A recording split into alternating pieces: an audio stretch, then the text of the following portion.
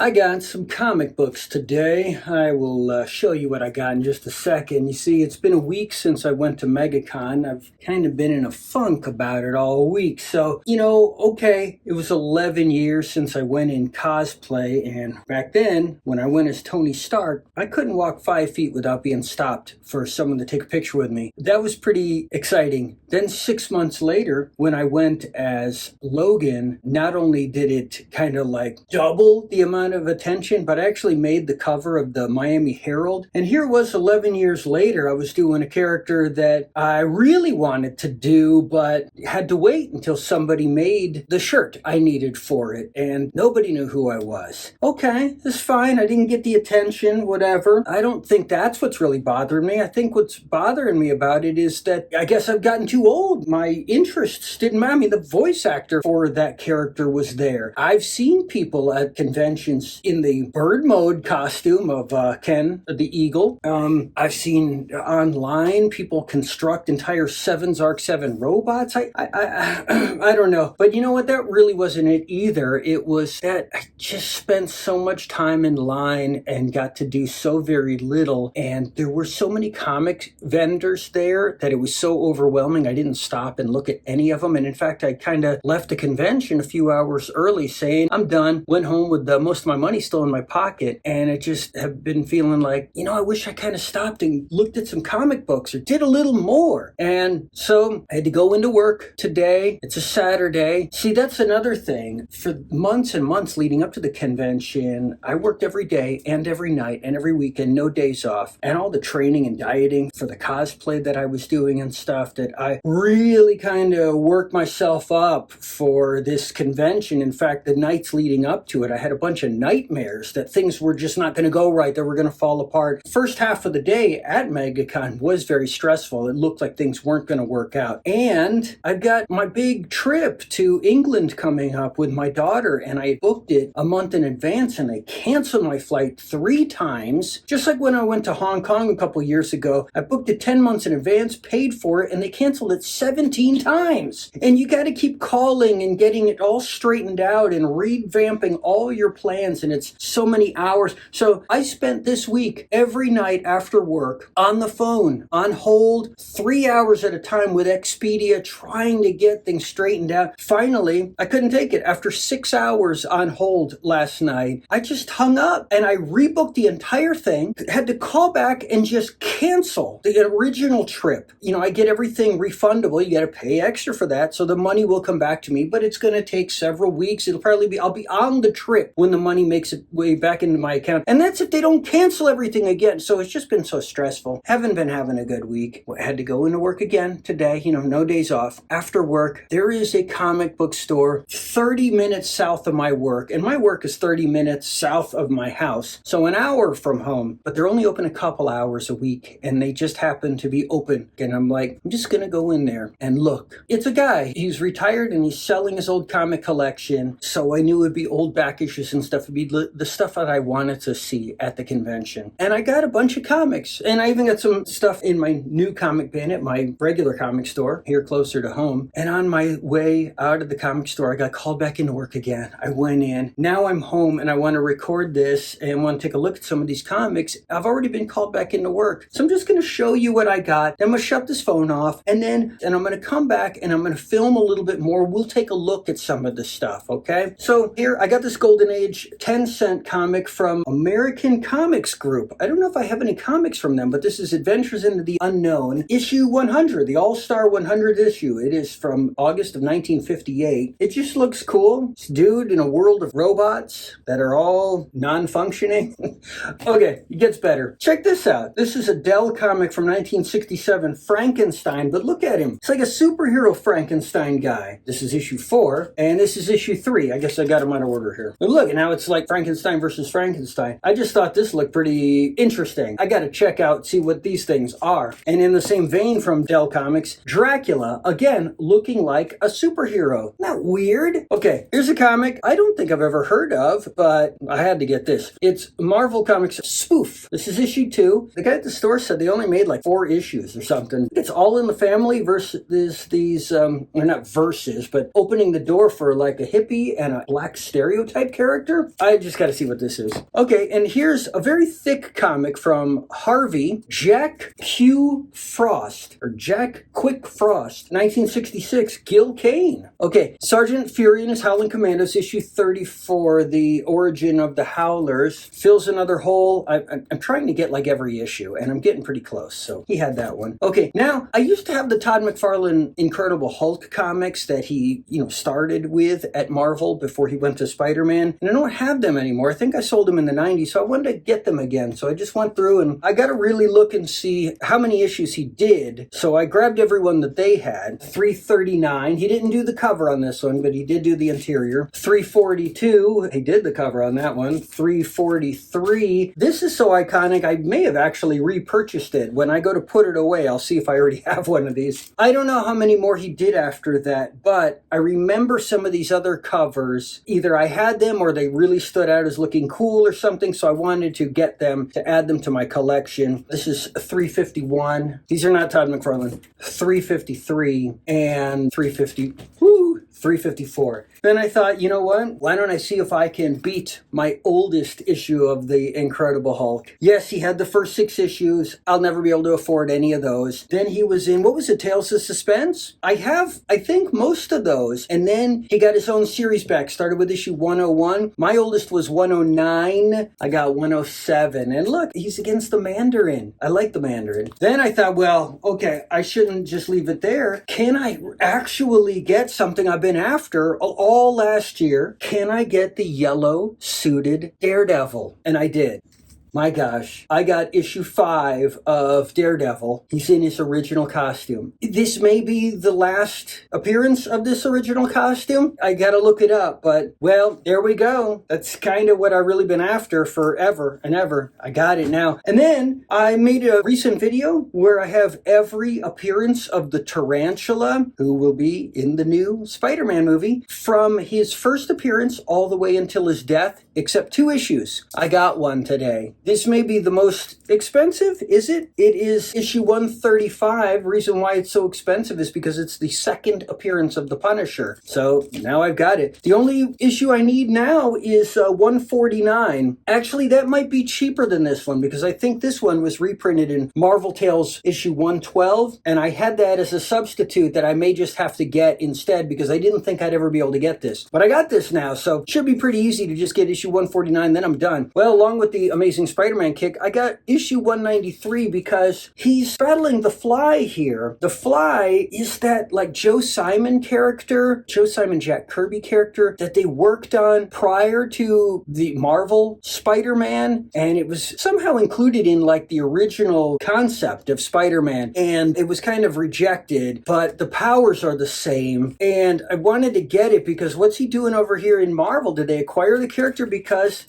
check it out. This is the original one, The Adventures of the Fly. It's from Archie Comics. So this is from 1961. This is issue 10. This is prior to The Amazing Spider-Man. And then just to wrap things up, this was kind of neat. The illustrated story of prehistoric animals in its thick painted cover. I want to check that out. I love dinosaurs. Check out my fossils. And then this, look at this. Big Trouble in Little China, Escape from New York. You've got Jack Quaid, was that his name? And Snake Plissken. You got the 3 Storms. You got I don't know, was that the King of New York? Or maybe that's just some random thug. I don't know. I gotta check this out. That looks cool. That's the 20 old comics. And then at my new comic store, I picked up some new stuff. Look, the Superman Spider-Man issue has come out. There were 54 variant covers. My store only had 6 to choose from, but fortunately they had the one that most suits me. The Supermobile and the Spider-Mobile. I got Supermobile right here. And down there on the Spider-Man shelf is the Spider-Mobile. So I needed this cover. And then they had Florida Hippopotamus Cocaine Massacre. I live in Florida, and this looks really wacky. It's issue 2. I didn't know there was an issue 1. I figured, well, I just picked this up, and then if it's not stupid, I'll go on eBay and get issue 1. And then the Scotty Young new Lobo series. Gotta check this out. And the Octavia magazine, issue 1. That's it for the comics and what have you. And then look at this. A new toy magazine, Toy Collector. I actually picked this up at Publix. I want to get this Star Trek bridge, but I'm imagining it's going to be exceptionally expensive. So I got to see what they're putting in a magazine for toys that you can't just look at online. I got a whole shelf of all the old Toy Fair magazines. I'm going to go back to work right now. I'll come back, I'll check out some stuff, and I'll finish this video. See you in a bit. So we'll take a look at a few of these. Here's Adventures into the Unknown, issue 100. This is, like I said, August 1958. This is from the American Comics Group, which is a comic book company that put out comics from 1943 to 1967. This was their longest running title. It ran for 174 issues. Their second longest running title was Forbidden Worlds, which ran for 145 issues, and I believe I have one of those, at least one. Now, this cover is for the first story in here, which takes up the entire first half of the comic. It's called The Headman, and it's written by Richard Hughes, who was the co-creator of The Black Terror, and the art is by Ogden Whitney. Now, these stories are classified as horror or fantasy, but in my mind, I just classify them as Twilight Zone type stories. You have these astronauts arrive on this alien world to find all of these defunct robots and a perfectly preserved aged human king. It's a mystery, and they go back and show the backstory of how this event came to be. 200 years earlier, there's this guy and his girl, and he's telling her, look, I'm a nobody, I'm a nothing, I'm going off to New York, I'm going to make something out of myself, I'm going to be the head man.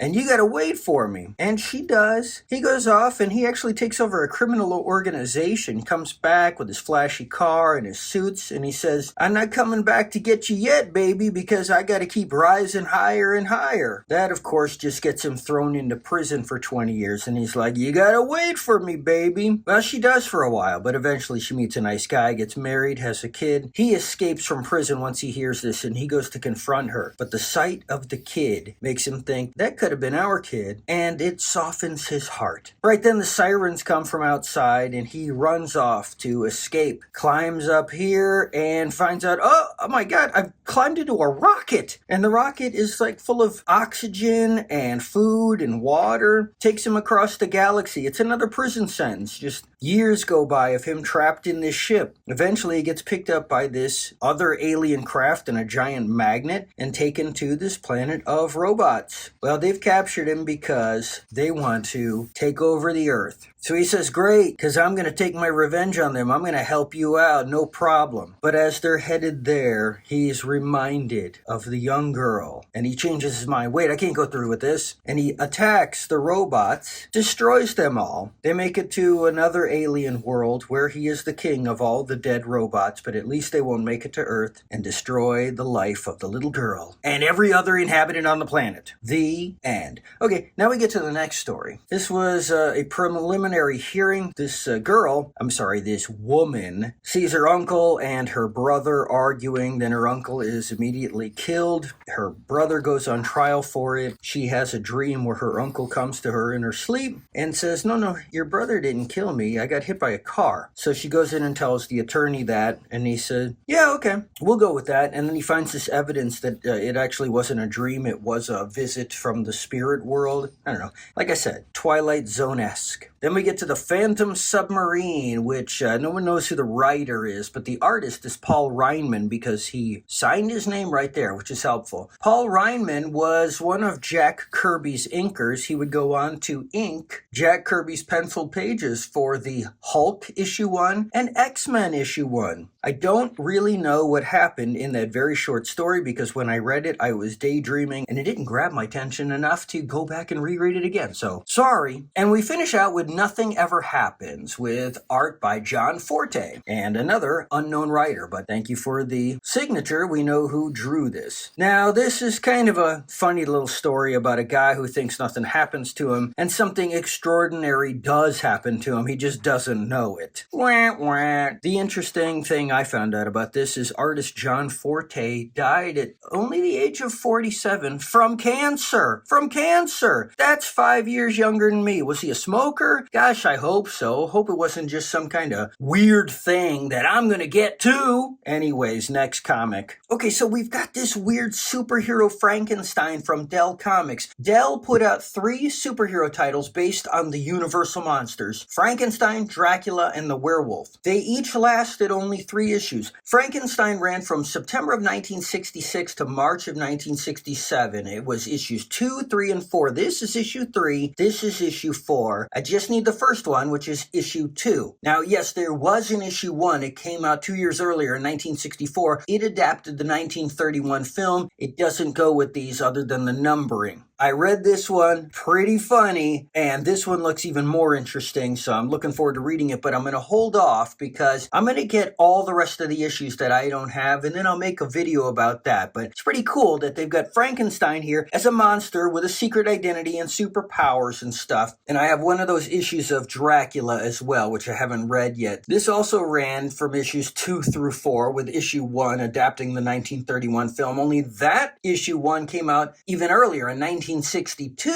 but this series came out after Frankenstein. Frankenstein started in September. This started in November, but it also ended in March of 1967. But then, after having issues 2, 3, and 4, which this is issue 3, they skipped issue 5 and then put out issues 6, 7, and 8, which were a reprint of 2, 3, and 4. That's just bizarre. And then finally we have The Werewolf from Dell Comics, another superhero universal monster. That was also 3 issues. It started after this one, so it was December of 1966, and also, like the others, ended in March of 1967, but that one started with issue 1. I don't have any of those. I'm going to get them. They didn't adapt the film because there was no werewolf film. It was The Wolfman, which was a copyrightable and copywritten word, so trademarked or whatever the terminology is, so they didn't use it. They just went with werewolf. These are all written by Don Siegel and all have art by penciler Bill Fraccio and inker Tony Tallarico. And then we've got Marvel's comic Spoof. Now this only ran 5 issues, July 1970 to February of 1973. Issue 1 spoofed Dark Shadows and the Mod Squad. Here's issue 2. It spoofs Tales from the Crypt, All in the Family, and Tarzan of the Apes. Issue 3 spoofed the Partridge Family. Issue 4 spoofed Blackula and Marcus Welby, MD, which is a show I've never seen, but every once in a while over the years when somebody says might as well be, I mimic them by saying Marcus Welby. What a dumb joke. And issue 5 spoofed Night Gallery, which is a Rod Serling show I never watched, and the musical 1776. I don't even know what that is. But look who's smiling now!